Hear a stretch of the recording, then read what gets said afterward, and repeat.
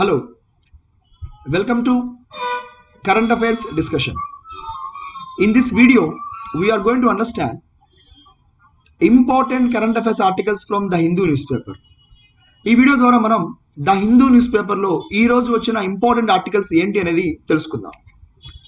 First article, southern zonal council to meet in November. మనకి ఇండియాలో zonal councils అని కొన్ని ఉంటాయి. ఈ జోనల్ కౌన్సిల్స్లో ఇంపార్టెంట్ ఇష్యూస్ని డిస్కస్ చేస్తూ ఉంటారు. ఉదాహరణకి లాస్ట్ ఇయర్ 2020 జనవరిలో జరిగిన జోనల్ కౌన్సిల్స్లో they discussed about cyber security, cyber frauds, child pornography, అలాంటి ముఖ్యమైన ఇష్యూస్ పైన డిస్కషన్ చేస్తూ ఉంటారు.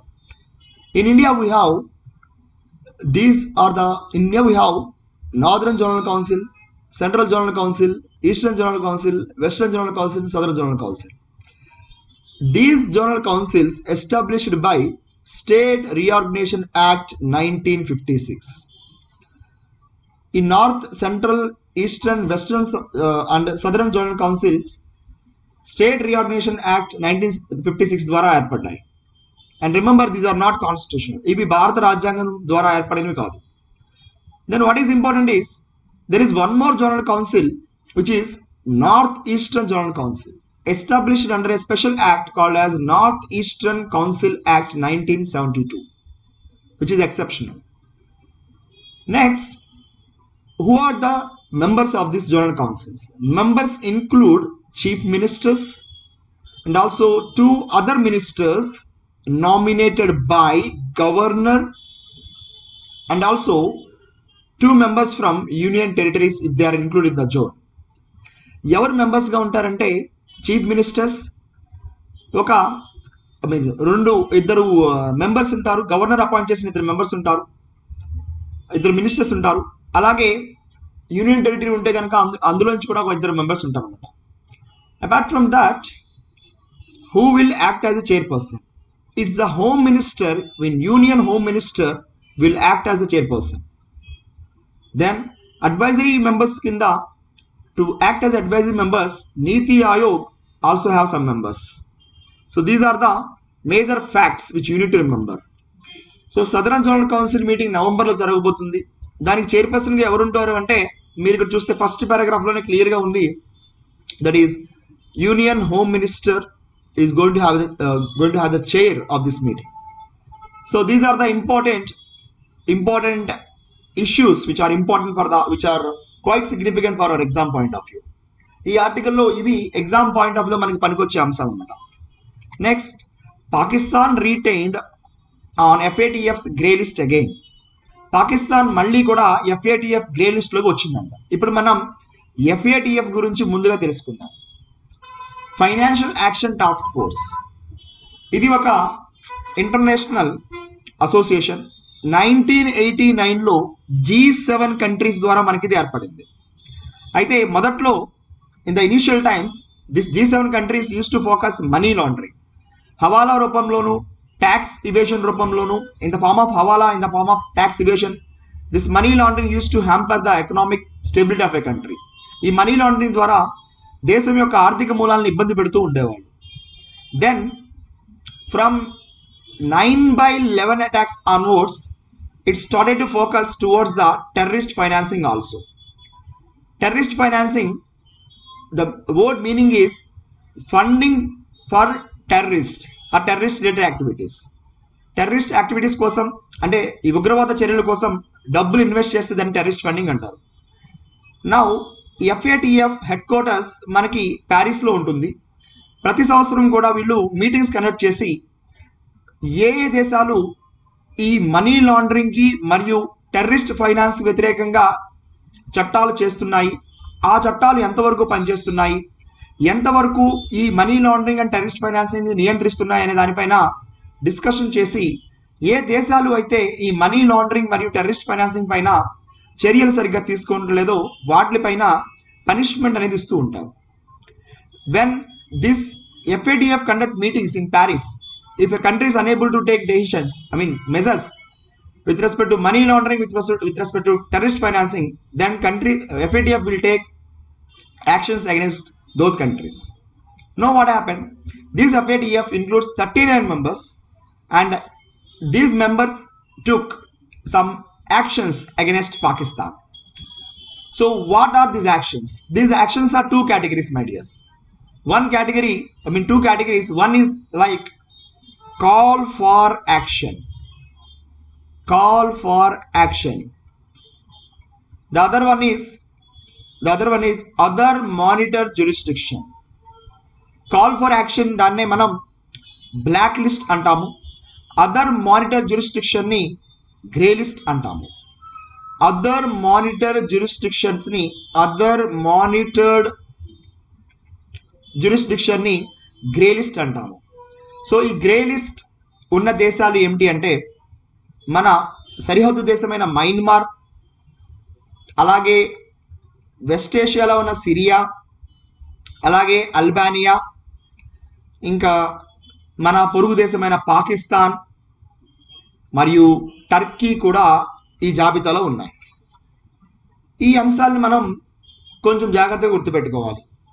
ఎందుకంటే మనకి క్వశ్చన్స్లో వచ్చే ఫార్మాట్లో FATFలో గ్రే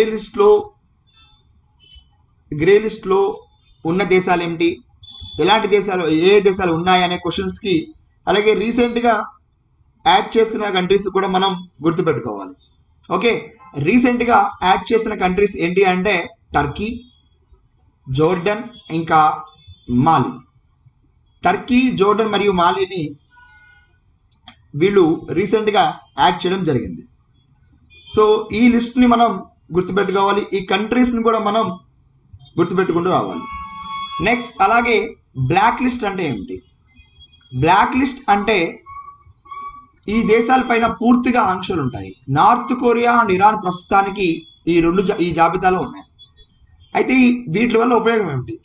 ఏ దేశానైనా గ్రే లిస్ట్లో పెడితే ఆ దేశం టెర్రరిస్ట్ ఫండింగ్కి, ఫైనాన్సింగ్కి మరియు మనీ లాండరింగ్ వ్యతిరేకంగా సరిగ్గా చట్టాలు చేయలేదు అని చెప్తాయి అనమాట. అంటే ఈ FATF లిస్ట్లో పెట్టారంటే అవి చెప్తున్నట్టే. సో దట్ ఏమవుతుందంటే ఈ దేశాల్లో వచ్చే ఇన్వెస్ట్మెంట్ పైన ఎఫెక్ట్ పడుతుంది, ఈ దేశంలో వచ్చే పెట్టుబడుల పైన చాలా ఎఫెక్ట్ పడుతూ ఉంటుంది. అదే ఒకవేళ బ్లాక్ లిస్ట్లో పెడితే ఆ దేశాలకి ప్రపంచంలో మనకి ఇన్వెస్ట్మెంట్ చేసే సంస్థలు ఉంటాయి కదా, వరల్డ్ బ్యాంక్ కానీ, IMF కానీ, ADB కానీ, ఇలాంటి సంస్థలు కూడా బ్లాక్ లిస్ట్ దేశాలకి వెళ్ళడం, అక్కడ పెట్టుబడులు పెట్టడం చేయవు. అలాగే దేశాలు కూడా ఈ దేశాలతో, అంటే పొరుగు దేశాలు కూడా ఈ దేశాలతో ఎక్స్పోర్ట్, ఇంపోర్ట్ లాంటివి కూడా చేసుకోవాలన్నమాట. సో ఇది కాన్సెప్ట్ ఆఫ్ FATF ఏ సంవత్సరం మొదలుపెట్టారు? 1989. అలాగే FATFకి రూపొందించడంలో మెయిన్ రోల్ ప్లే చేసిన ఆర్గనైజేషన్ ఏది అంటే అది G7 కంట్రీస్. ఓకే, వెంటనే మన మైండ్లోకి రావాలి G7 కంట్రీస్ అంటే ఏంటి? ఎకనామికల్గా అడ్వాన్స్డ్ కంట్రీస్ G7 కంట్రీస్ అంటారు. ఆల్ఫాబెటికల్ ఆర్డర్ చూస్తే Canada, France, Germany, Italy, Japan, UK and USA. ఇవి మనకి G7 కంట్రీస్ కింద ఉన్నాయన్నమాట. Next, supreme court panel tells Assam to act on illegal construction, Kaziranga wildlife corridor affected. గుర్తుపెట్టుకోండి, కజిరంగా వైల్డ్ లైఫ్ కారిడార్ కానీ, ఏదైనా national park కానీ, ఏదైనా వైల్డ్ లైఫ్ శాంచురీ కానీ, ఇవన్నీ కూడా మనం కాపాడాలి. ఎందుకు కాపాడాలంటే ఎన్వైరన్మెంటల్ బెనిఫిట్స్ కాకుండా, to protect these national parks, wildlife sanctuaries, biosphere, it is not only due to environmental importance, it is also a constitutional mandate. In the part 4 of Indian Constitution, Article 48A in the DPSPs stated that protection should be given to improve environment and safeguarding wildlife. Article 48A direct principal state పాలసీస్లో క్లియర్గా చెప్పింది ఏంటంటే environment పరిరక్షణ కోసం మరియు ఈ వన్యప్రాణుల సంరక్షణ కోసం మనం అందరం రాష్ట్ర ప్రభుత్వాలు ఒక గైడ్ లైన్స్ అనేది ఇవ్వాలి, రాష్ట్ర ప్రభుత్వాలు మార్గదర్శకాలు పెట్టుకోవాలనే విషయం ఇక్కడ చెప్పడం జరిగింది. అలాగే it is a fundamental duty in the part 4A of Indian Constitution, that is one has to give importance to safeguard wildlife. 51 article 51A(G)లో వైల్డ్ లైఫ్ ప్రొటెక్షన్ కోసం అలాగే సేఫ్ గార్డింగ్ వైల్డ్ లైఫ్ కోసం మనమందరం ఫండమెంటల్ డ్యూటీలా కష్టపడాలనే విషయాన్ని చెప్పడం జరిగింది. So based on that Indian states and governments creating national parks, and in that national parks Kaziranga National Park is quite famous. Why Kaziranga National Park is quite famous? Kaziranga National Park located in Assam, and it is having 1/3 of world's one-horned rhino species. one-horned rhino species తో పాటుగా ఇక్కడ elephants ఉంటాయి. అలాగే ఇక్కడ మనకి water buffaloes కానీ tigers population కూడా ఉంటుంది. one-horned rhinos తో పాటుగా ఈ కజిరంగా నేషనల్ పార్క్ మనకి బ్రహ్మపుత్ర నది మనకి ఈ పార్క్ దగ్గరలో వెళ్తుంది. So this Brahmaputra river goes across this Kaziranga National Park.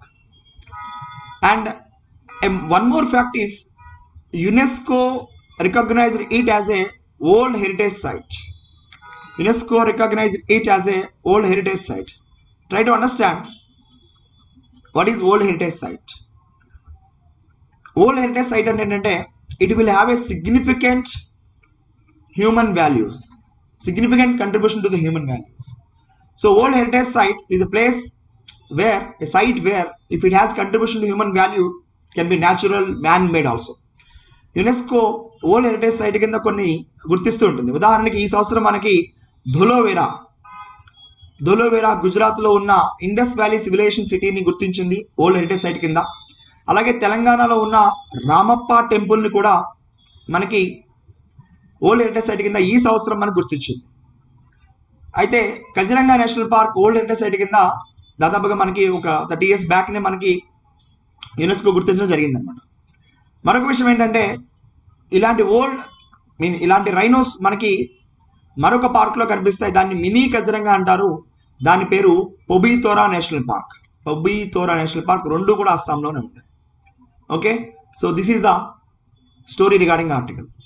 So article మొత్తంలో కూడా మనకు గుర్తు రావాల్సింది ఏంటంటే article 48A environment protection wildlife safeguard గురించి చెప్పింది. అలాగే 51A(G) కూడా మనకి సేఫ్ గార్డింగ్ వైల్డ్ లైఫ్ గురించి చెప్పింది. రైట్, డిస్కషన్ కొంచెం ఎక్స్టెండ్ చేస్తే DPSPs ఎక్కడి నుంచి వచ్చాయి? DPSPs we brought it from Ireland Constitution. Fundamental duties brought by 42nd Amendment 1976, and these were placed by Justice Swaran Singh Committee, and we brought it from USSR. ఈ అంశాలు కూడా గుర్తుపెట్టుకోవచ్చు. Trump to launch social media platform the truth. చూస్తే కనుక Donald Trump was blocked by Twitter and Facebook. Now he is going to launch his own social media platform. The name of Truth. The name is Truth. Just remember this. Truth, it's a social media platform. Next, no respect for Alexei Navalny. So who is this Alexei Navalny? Try to understand. This can be important in persons in news.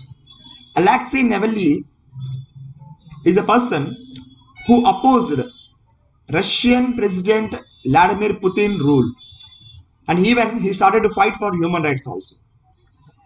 And then the next part of the discussion is Sakharov Prize. What is this Sakharov Prize? This Sakharov Prize is very, very significant in European Union. This prize is dedicated for those people who are fighting for freedom of thought and for human rights. ఎవరైతే freedom of thought కోసం మరియు human rights కోసం పోరాటం చేస్తున్నారో వాళ్ళకి ఈ Sakharov prize అనేది European union వాళ్ళు ఇస్తూ ఉంటారు. The prize will be given by European union. Try to understand what is this Sakharov is about. Sakharov is a person name, is Russian scientist, and he was died because of some issues in Russia, and from 1980 onwards European Union giving this award. So this award in this year awarded to Alexei